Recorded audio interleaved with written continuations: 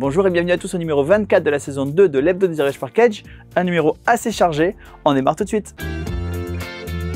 Et on commence tout de suite avec Explorant la jungle, un jeu de cherche-et-trouve où vous allez tirer 2 cartes en début de partie qui vous disent quelle fleur vous devez chercher et quel animal vous devez éviter. Et ensuite vous allez parcourir votre paquet et essayer de trouver toutes les cartes qui correspondent aux contraintes qu'on vous a données, sachant que les fleurs elles sont très visibles sur les cartes, il n'y a pas de problème, elles sont colorées, elles sont magnifiques, mais les animaux ils sont parfois un peu cachés, donc voilà, à vous de trouver le bon compromis pour aller vite dans toutes les cartes pour trouver rapidement les bonnes et en même temps ne pas aller trop vite pour éviter de rater les animaux qui pourraient être cachés derrière un arbre, sous une fleur, etc. C'est Explorant la jungle. Et on continue avec Ourson Taquin de Wilfried et Marie Fort. Wilfried et Marie Fort sont évidemment des experts de jeux pour enfants. Ils ont déjà fait des tonnes de jeux primés, notamment La Vallée des Vikings, Dragomino, mais aussi Mr. Wolf, mais aussi Archimboldo avec Rémi et Nathalie Saunier. Ici, c'est un jeu à partir de 5 ans qui s'appelle Ourson Taquin, qui est un jeu coopératif. Donc vous allez devoir sauver ensemble les ours en faisant le chemin le plus court parce que la glace est en train de craquer. Et comme son nom l'indique, il est basé sur le principe du taquin. Donc vous allez déplacer les différentes tuiles comme au taquin. Plus vous progressez et plus vous allez pouvoir attaquer des modes difficiles. La mise en place est extrêmement facile puisqu'il se joue en ouvrant la boîte et tout de suite on peut jouer, c'est Ourson Taquin.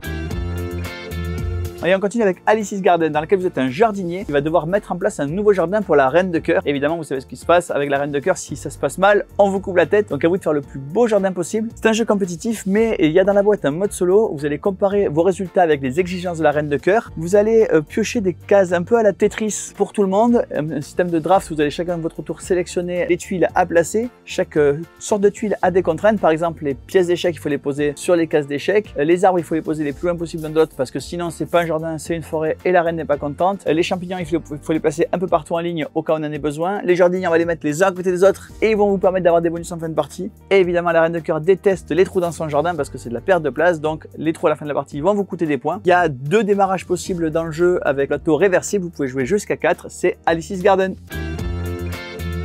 Acropolis, c'est un jeu de Jules Messos. Jules Messos, c'est un auteur qui a 2 jeux à son actif, 2 jeux qui sortent à 1 semaine d'intervalle puisqu'il est également le co-auteur de Complice, ce fameux jeu d'ambiance à 2 joueurs. Ici, vous allez devoir construire une ville qui va valoir un maximum de points en rajoutant des quartiers. Chaque quartier score différemment. Par exemple, les quartiers d'habitation scorent s'ils sont à côté les uns les autres. Les marchés, au contraire, scorent s'ils sont éloignés puisque les marchands n'aiment pas la concurrence des autres marchands. Les casernes doivent être posées au coin de votre ville pour protéger la ville, etc., etc. Sachant qu'il y a également une vision 3D à avoir puisque au plus vous posez la tuile haut sur la pile et au plus ça va vous rapporter des points. Donc à vous de construire votre ville en écrasant les tuiles du dessous, quitte à perdre des points pour en gagner encore plus. Avec pour chaque type de bâtiment, vous marquez des points en fonction de ce bâtiment, mais également en fonction des étoiles que vous avez récupérées tout au long de la partie. Bref, pas mal de choses à réfléchir, un jeu extrêmement malin, extrêmement fluide. Pour tout vous dire, on avait quelques exemplaires à Paris Ludique puisqu'il y avait une table de démo à côté, donc on a réussi à vendre quelques jeux. Évidemment, tout notre stock a été pillé puisque dès que les gens essayaient le jeu, ils voulaient l'acheter tout de suite, on n'a même pas pu aller jusqu'au bout du week-end.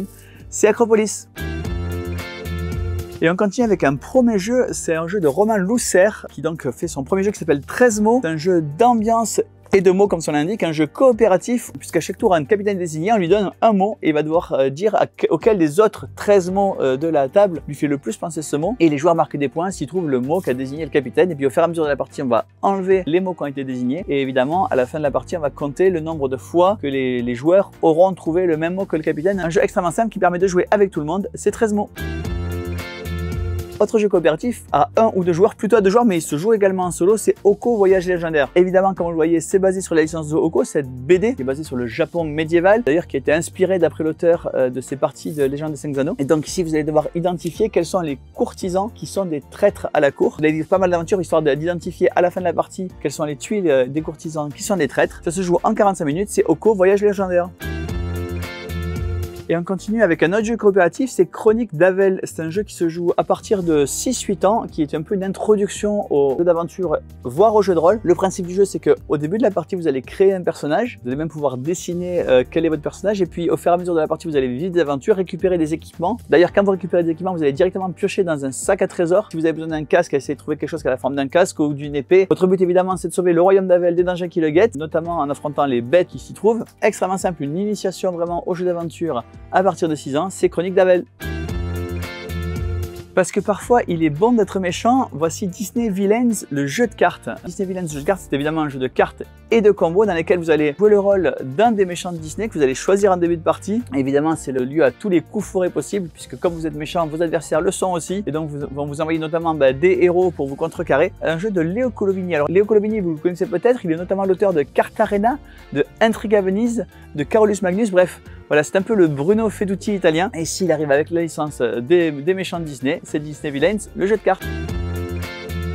Et on continue avec Northgard Uncharted Lands, qui est évidemment basé sur le jeu vidéo Northgard. C'est comme le jeu vidéo un 4X qui se passe au temps des Vikings avec toute la mythologie viking, donc vous allez avoir des monstres fantastiques de toutes sortes. C'est un 4X extrêmement bien conçu puisqu'il est extrêmement fluide, les parties sont relativement courtes, elles durent entre 1 heure et 1 heure et demie, vous avez le temps de développer votre royaume, collecter des ressources, affronter des monstres pour récupérer un maximum de points, mais également potentiellement affronter des ennemis. La partie se termine au bout de 7 manches ou quand un joueur a réussi à prendre suffisamment le contrôle du plateau pour que les autres joueurs ne puissent plus gagner. Des figurines pour vos joueurs et également pour les monstres.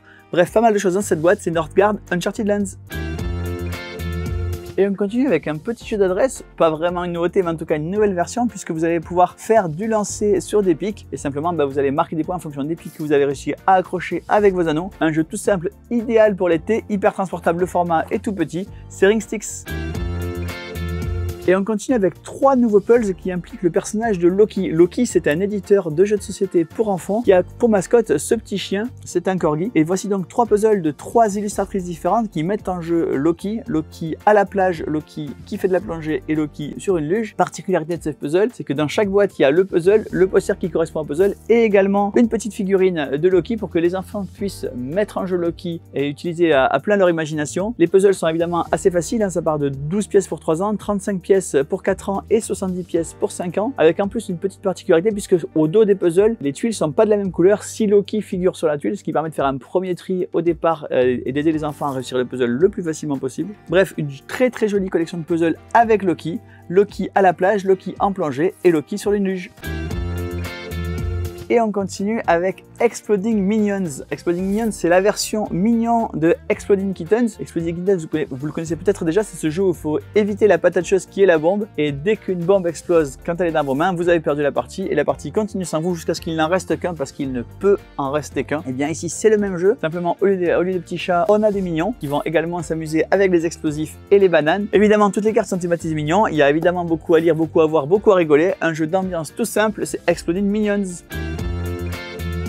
Et on continue avec des bonnes nouvelles pour ceux qui ont mis Rising Suns, 3 extensions qui arrivent la même semaine, 2 nouveaux clans dans Invasion Dynastique, des nouveaux dieux dans Camille Déchaînée et des nouveaux monstres, 4 nouveaux monstres dans le pack de monstres. Évidemment, on va faire un PK Game Pack avec le jeu de base et toutes les extensions pour Rising Suns.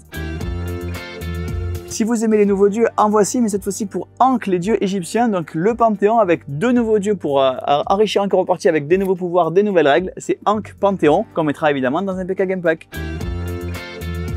Le château de fort en boîte de jeu de la semaine, c'est la ressortie de V-Commando. V-Commando, c'était ce jeu coopératif qui se passe pendant la Seconde Guerre mondiale. Il y avait déjà plein d'extensions à ce jeu et il était désormais plus disponible. Et bien voilà qui revient sous le nom de V-Sabotage, mais c'est exactement le même jeu avec toutes les extensions qui ressortent en même temps, y compris les 2 boîtes de figurines pour jouer dans le plus grand des conforts. Et comme d'habitude, un PK Game Pack avec V-Commando et toutes ces extensions à tarif promotionnel. Autre jeu qui ressort, Horror Arkham, la route de Carcosa.